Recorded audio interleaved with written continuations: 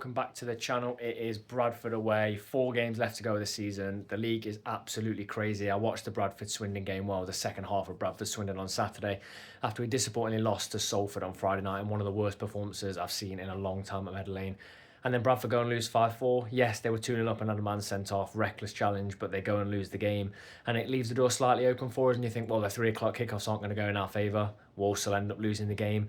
And then you think, well, Tuesday night, Doncaster are probably going to beat Salford. Well, might beat Salford, and they don't. They draw. So we're in no worse off position, really. It's just frustrating what could have happened if we'd picked up 3 points, even 1 point against Colchester or Salford. Massive, massive game today in 2 senses, really. If we win, as much as people don't like to admit it, automatics would still be a possibility. If we lose, we're looking over our shoulder for even to stay in the playoffs. So either way, it's got to be a massive, massive game. A draw doesn't really do both sides too much good, especially Bradford, who are wanting to get that automatic spot. I think it's going to be a very, very difficult game. We'll see what happens. But yeah, going to get the train about 4 o'clock to Bradford, and then, chat a bit more about the game.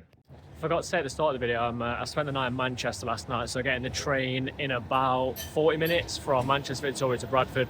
Asked a lot of people what they thought about team selection online. Quite a few people saying they'd drop Jata for Traore. If we get the Jata that played against Bradford earlier in the season, yeah, all being well, put him in. But I think Traore's earned a bit of a start, and we need goals, don't we? And quite a few people saying obviously Abbott back in. A few people saying change the goalkeeper. Quite a few shouts for Bass. I thought he was out for the season. Maybe I heard wrong, but we've got Miller, so we'll see what happens. But yeah, going to get the train now and then head to Bradford.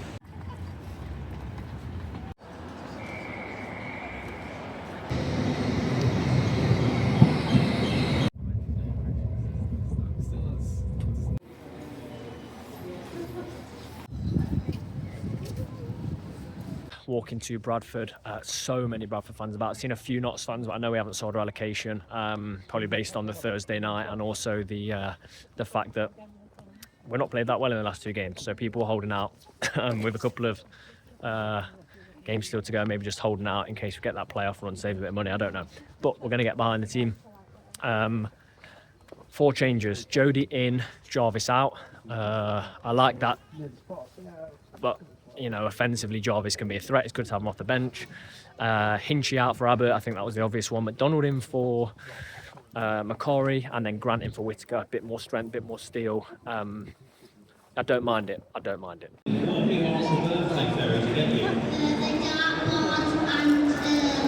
20 minutes till kick-off. Just watching Notts warm up, looking quite sharp. My blind optimism is kicking in. But also, you know what? I think this could be a decent opportunity, and it gives us a good insight into what might happen in the playoffs. Coming away to a stadium that's going to be packed, big occasion. How are we going to handle it if we're not to get automatic promotion? Which, let's be on the face of it, it's still possible, but it's unlikely. And I just watched George Abbott nutmeg with Matty Blatt in the warm-up. How are we going to handle occasions like this? Are we going to wilt, which seems to be something that I feel like Notts fans have kind of associated with it over the last few years in some big games, or are we going to stand up and play well? If we lose here, but we play really, really well, that's going to give some confidence for what could be a playoff campaign. So we'll see. But 20 minutes to go.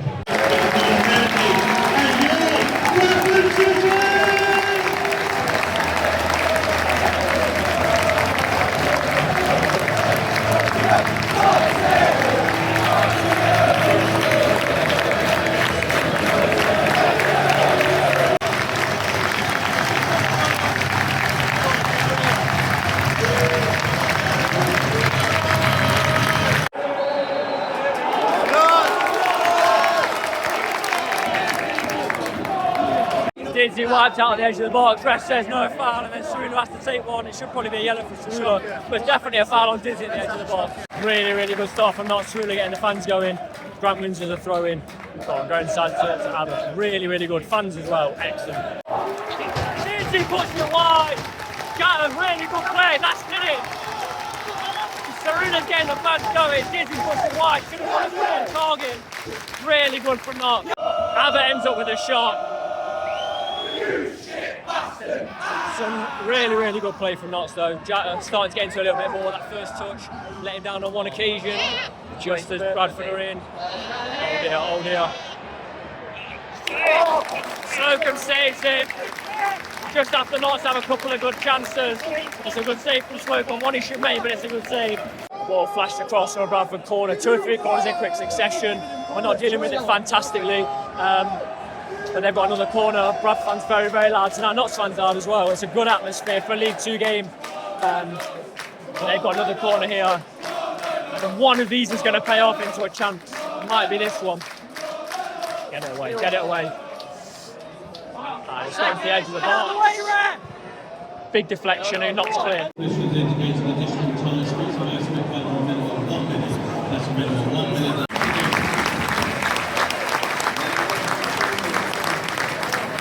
Very quick assessment, half time. It's Notts 0, Bradford 0. Very good first half. Challenges flying in from both sides. You know, players really going for it. The press from both sides is relentless. But I think it's going to end with one of these sides taking the win. I can't see a draw. I think we're going to leave everything on the line. A win helps them massively. If we don't win, you know, automatics is all but gone. It'll be 4 points with 3 games left, which is too much. Diddy's been good for me. Conor Grant's been relentless. You know, there are going to be opportunities. We've got good players on the bench. We've got Traore, we've got Jarvis. Both sides going at it. Atmosphere is fantastic.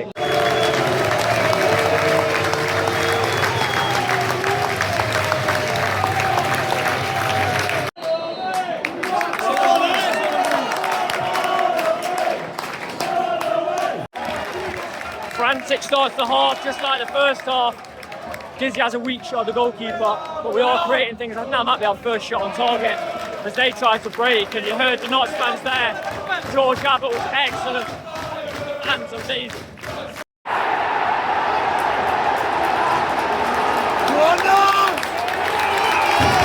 1-0 Bradford, undone by a set piece and headed in. Don't know who was supposed to be marking. It was a definite foul by McDonald to give them the free kick. See who it is. Massive mountain to climb. Bradford look more likely since the goal to get a second. We have just created something down the side with Bedu, Grant and Jody linking up. It flashed across the goal, didn't really create a chance, but 61 minutes, we need 2 goals. Dizzy's just squared it to Jack. Just shoot yourself. He's won the ball. Just shoot yourself. If we tried to walk it in every time, it would have been a goal.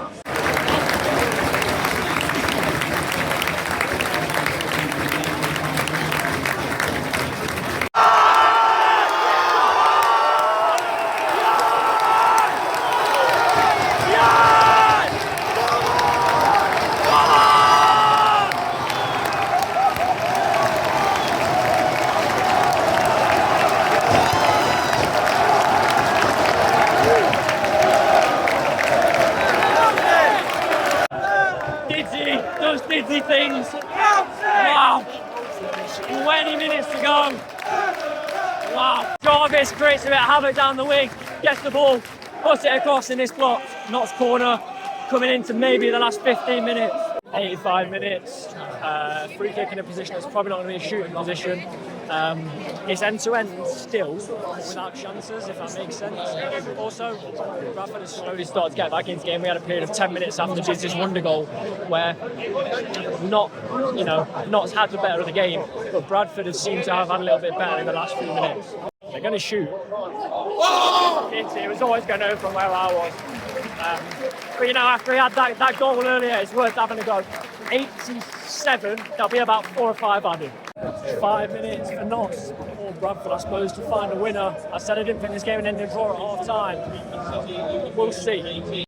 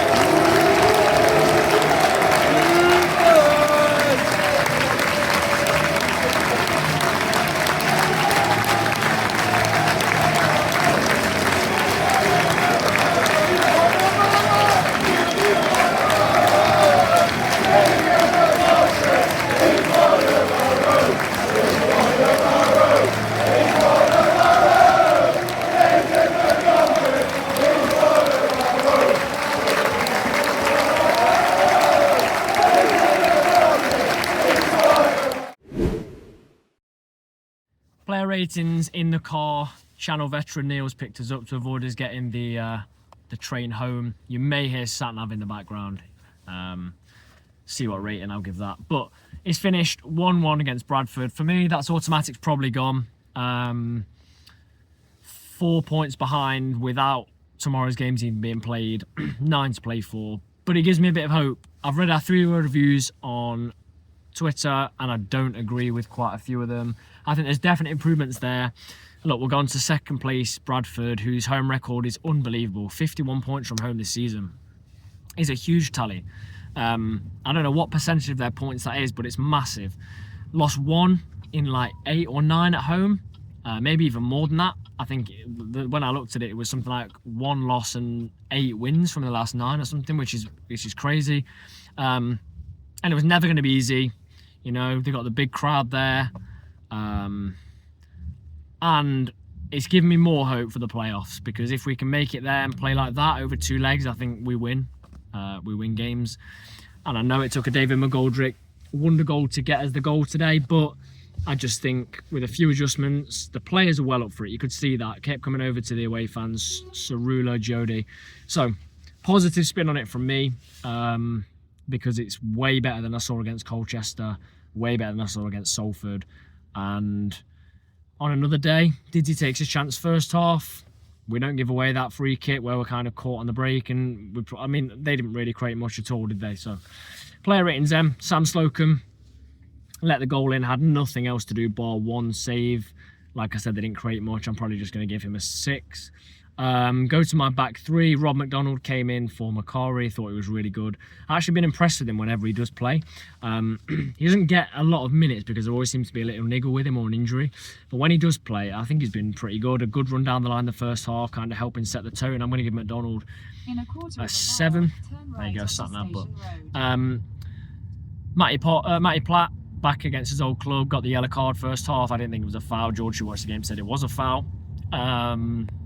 I thought it was good again. I didn't think they created too much. I'm probably going to give Matty Platt a 7. We limited them to very little. And then Jacob Beddoe, I'm also going to give a 7. Up and down. As I said at half time, I think absolutely relentless first half. He's wiped out within 5 minutes and the refs doesn't give a card, which I think is a really poor decision. Any other minute of the game, you know, past 5 minutes, you're getting a card. But I think you know, he was good. Always overlaps. I think he's massive improvements on the last 2 games as well. So 7 for me. Go to win backs. Nick Cerula. I normally rave about him. I thought he had one of his poorer games of the season. I'm going to go probably just about a 6 for Cerula. Whether he was doubled up on a little bit, I don't know. He just struggled today. He struggled to get past his man. He struggled to take people on. Didn't really get crosses in. I don't know if I remember any crosses he put in. But for me, he's still a really good player. You know, I really rate him. I'm only going to give him a 6 today. On the other side, Jody was never going to get 90 minutes. It took about 4 or 5 minutes for him to be kicked, which we know is the game. A lot of teams, not just Bradford, so any Bradford fans watching, don't get upset. A lot of teams just resort to kicking in, put a little nutmeg in later, and then was trodden on the heels. I thought he was decent. We're never going to see the best of Jody for another game or 2 yet. I mean, whether we'll see much of him Monday, I don't even know if we'll start Monday with a quick turnaround, him just coming back. But we did start to see a bit of the old Jody Jones back, which is really, really good. And if, as I said, we come to a playoff push, it's going to be massive. Jody, for me, I'm going to give a 6.5, I think. Then goes to the middle. Matty Palmer. More work than I've seen Matty Palmer put in for a long time. Work rate was huge. I thought first half especially impressed me. Second half, he kind of faded out a little bit. I think Matty probably put in, without being too vocal, one of the better captain's performances today. Everyone looked up for it. Everyone was flying into tackles. Yes, we didn't win the game. Yes, it was an opportunity missed to close in on them. Bradford, I don't think were fantastic today. Bradford fans probably agree. Well, I know they agree from what I've read on Twitter. They're worried about dropping out of the automatics. But I think Matty Palmer for me today just about gets a 7. His partner, George Abbott, comfortably one of the best well, I was going to say midfielders, best players in League Two. Outstanding today. I've heard a rumour he's running back to Nottingham. He's just said to the team, look, I don't need to get the bus, got a bit of energy to burn off. Flying into tackle, was out on his feet in the 75th minute, then gets back up, flies into another tackle, gets loose balls, intercepts them. Big tackles on the edge of the box in the first half, that shots that were going to maybe trouble our goal, trouble Sam Slocum. But he's just a fantastic player. 19 years of age, he's going to go far. I'm going to give him an 8. Then looking at the attacking midfielders, I'll quickly go for Connor Grant. I think for the rest of the season, he's kind of going to be a player that you're not going to see amazing performances for. Probably just about gets a 6 for me.